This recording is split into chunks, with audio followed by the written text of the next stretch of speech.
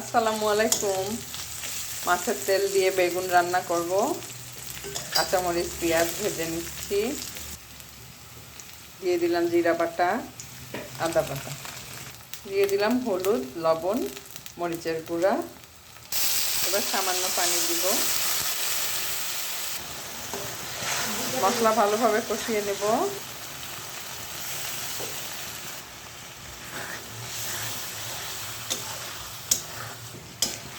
তেলগুলো ভালোভাবে কষিয়ে নেব।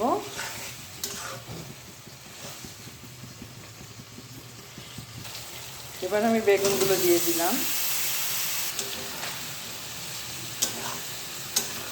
এখানে কোনো প্রকার পানি দেব না, বেগুন থেকে যা পানি বের হবে তা দিয়েই হয়ে যাবে। এবার ঢেকে দিলাম। দিলাম ধনেপাতা কুচি। হয়ে গেল আমার মাছের তেলে বেগুন রান্না করা।